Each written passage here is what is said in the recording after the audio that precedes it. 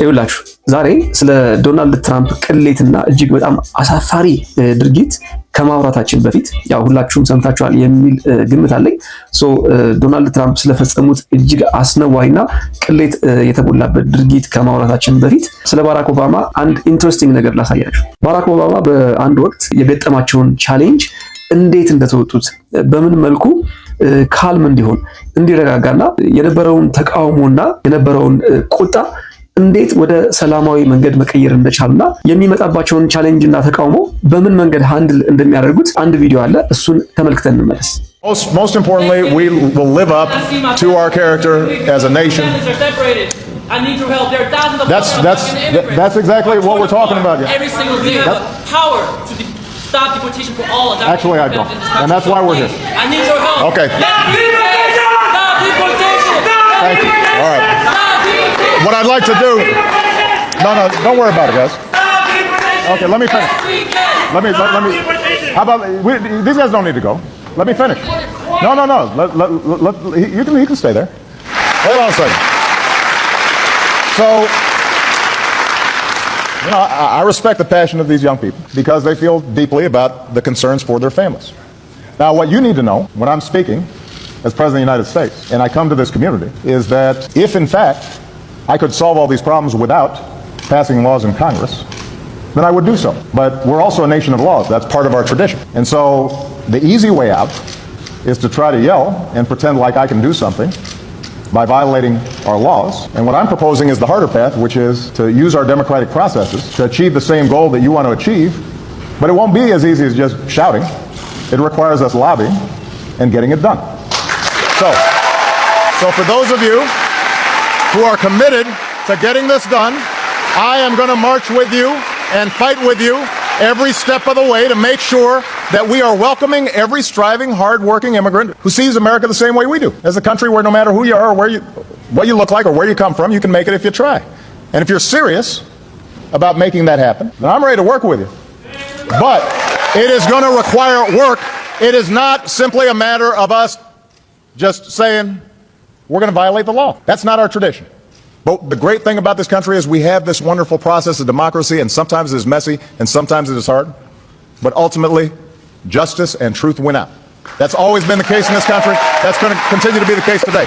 Thank you very much, everybody. እንደተመለከታችሁት ባራክ ኦባማ ንግግር በሚያደርጉበት ወቅት እንግዲህ እጅግ በጣም በርካታ ሰዎች በተገኙበት ቦታ ንግግር እያደረጉ በነበረበት ወቅት ከጀርባ አንድ ድምጽ ይሰማሉ። ይሄ ድምጽ ምንድነው? እንግዲህ ሁላችሁም እንደሰማችሁት ስቶፕ ዲፖርቴሽን የሚል ድምጽ ነው። አንድ የሆነ ግለሰብ ነበረ ጥያቄውን ያቀረበው። በመሃል ኢንተራፕት አድርጓቸው ንግግራቸውን አቋርጦ ነበረ ተቃውሞውን ሲያሰማ የነበረው።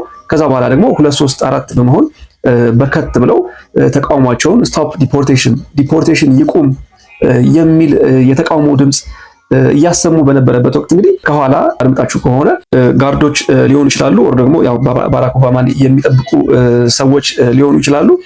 ሊያስወጣቸው ሲሞክሩ እነኚህን ግለሰቦች እየተቃወሙ የነበሩ እየጮሁ የነበሩ ግለሰቦችን ሊያስወጧቸው ሲሞክሩ ባራክ ኦባማ በመሃል ተዋቸው፣ አታስወጧቸው፣ እነኚህ ሰዎች እስከ መጨረሻ እንዲጠብቁኝ ይፈልጋለሁ፣ እነሱ በጠየቁትም ጉዳይ ምላሽ መስጠት አለብኝ ሲል እንግዲህ እነኚህ ተቃዋሚ ሰዎች እንዳይወጡና እንዲቆዩ አድርጓል። ባራክ ኦባማም ለእነኚህ ሰዎች ምላሽ መስጠት ይቀጥላል። በምላሹም ደግሞ እነኚህ ሰዎች የጠየቁት ጥያቄ አግባብ እንደሆነ በጉዳዩም ላይ አብሮ ለመስራት ዝግጁ እንደሆነና ጥያቄያቸውን እሱም እንደሚቀበል ከነሱ ጋር ለመስራት ፈቃደኛ እንደሆነ የጠየቁት ጥያቄም አግባብነት እንዳለው ነገር ግን ሕጉ በጣም ስትሮንግ ስለሆነ ብዙ ስራ እንደሚጠይቅ በዚህ ሂደትም ደግሞ አብሯቸው እንደሚሰራና አዝሎንገስ አሜሪካ የዲሞክራሲ አገር በመሆኗ ምክንያት ዲሞክራሲ ኤክሰርሳይዝ የሚደረግባት አገር በመሆኗ ምክንያት እስከመጨረሻው የምንታገል ከሆነ ማስቀየር እንችላለን። ይህን ማድረግ የምንችለው ግን በመጮህ አይደለም። መጮህ ምንም አይነት መፍትሄ አያመጣም።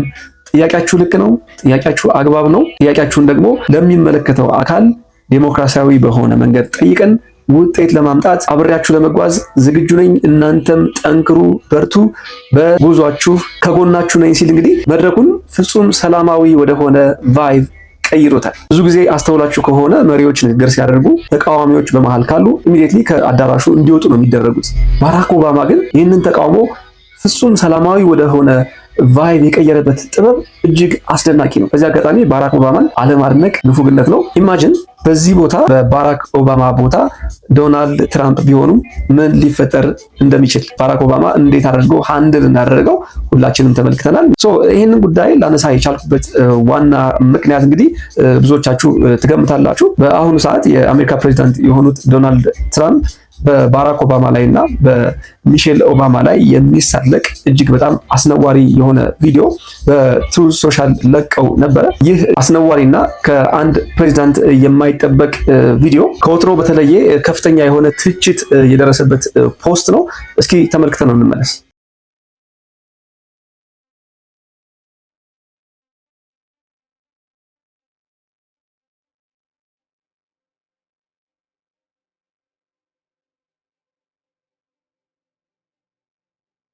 ኦፍኮርስ ብዙዎቻችሁ ይህንን ፖስት ተመልክታችሁታል። እጅግ አስደሳች የሆነው ነገር ምንድነው? ይህ ዶናልድ ትራምፕ በፔጃቸው የለጠፉት ፖስት ቁጣን የቀሰቀሰው በተቃዋሚዎቹ ብቻ አልነበረም። ምንም እንኳ እጅግ በጣም በርካታ የዶናልድ ትራምፕ ተቃዋሚዎች ይህንን ፖስት በተመለከተ ከዘረኝነት ጋር አያይዘው ከፍተኛ የሆነ ተቃውሞና ቁጣ ቢያሰሙ፣ ባልተለመደ ሁኔታ አጠገባቸው የሚሰሩ የራሳቸው የፓርቲ አባል የሆኑ ሪፐብሊካንም በጉዳዩ ላይ ተቃውሟቸውን አሰምተዋል።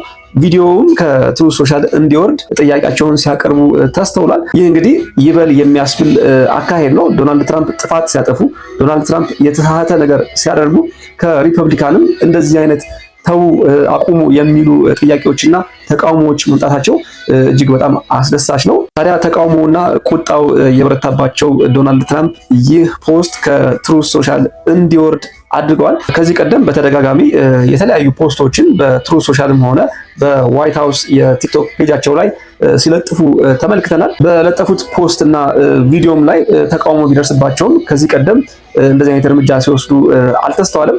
በአሁኑ ሰዓት የለጠፉት ይህ ከሬሲዝም ጋር ወይም ደግሞ ከዘረኝነት ጋር የተገናኘ ፖስት ግን በበርካቶች ዘንድ ጥያቄ በማስነሳቱና ኖት ኦንሊ በተቃዋሚዎች ኢቭን የራሳቸው ሰዎች በሆኑ በሪፐብሊካንም ዘንድ ከፍተኛ የሆነ ተቃውሞ ገጥሟቸዋል። ይህንን ፖስት በተመለከተ የፕሬስ ሴክሬታሪዋ ካሮላይን ሌቪት አስተያየት ሰጥታለች።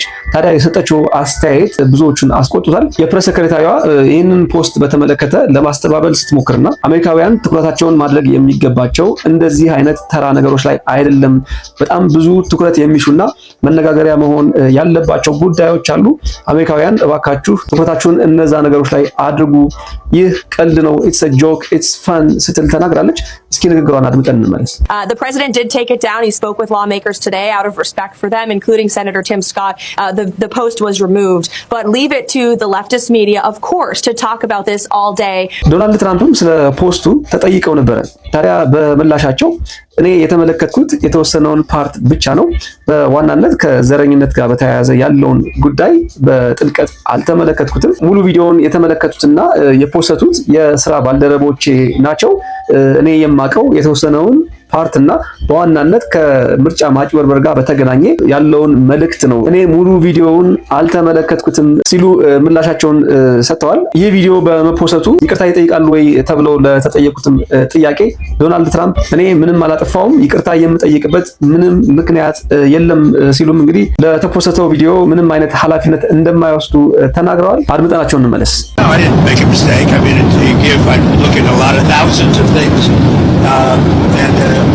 I looked at the beginning of it, it was fine. Certainly it was a very strong post in terms of voter fraud. Nobody knew that that was at the end. If they would have looked, they would have seen it. And probably they would have had the sense to take it down. እንዳደመጣችኋቸው ነው። ዶናልድ ትራምፕ እንግዲህ አጀንዳ በመስጠት አይታሙም።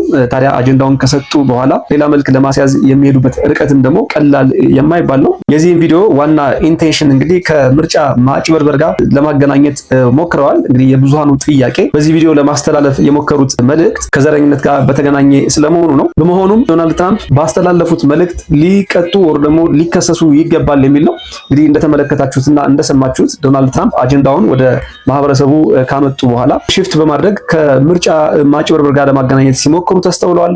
ከዛም ባለፈ ደግሞ ጉዳዩ እንደማይመለከታቸው በተለይ ፖስት ከመደረጉ በፊት ሙሉውን ቪዲዮ እንዳልተመለከቱትና ኃላፊነት የሚወስደው ቪዲዮውን ፖስት ያደረገው ሰው እንደሆነ በመናገር ራሳቸውን ከተጠያቂነት ለማውጣት እየሞከሩ ይገኛሉ። በእኔ እይታ እንግዲህ ይህ ዶናልድ ትራምፕ የለጠፉት ፖስት ወይም ደግሞ ቪዲዮ የማያስጠይቃቸው ከሆነና ዓለም አቀፉ ማህበረሰብ በጉዳዩ ላይ እንዲጠየቁ ማድረግ ካልቻለ እውነትም ዓለም ፌር አይደለችም። ዶናልድ ትራምፕም እጅግ አይደፈሬ ሰው መሆናቸውን ያሳዩበት ይሆናል ማለት ነው። ሃይባ ያጡት ዶናልድ ትራምፕ እንግዲህ ድራማቸው ቀጥሏል። ወደፊት ምን ያሳዩናል አብረን የምንመለከተው ይሆናል። በእናንተ በኩል ምን አሰባችሁ? ምን ሐሳብ አስተያየት አላችሁ? በኮሜንት ሴክሽን አጋሩኝ። የተለመደው ላይክ አይረሳ። አዲስ ሆናችሁ የምትከታተሉ ቻናሉን ሰብስክራይብ በማድረግ ቤተሰብ ይሁኑ። ጤና ይስጥልን።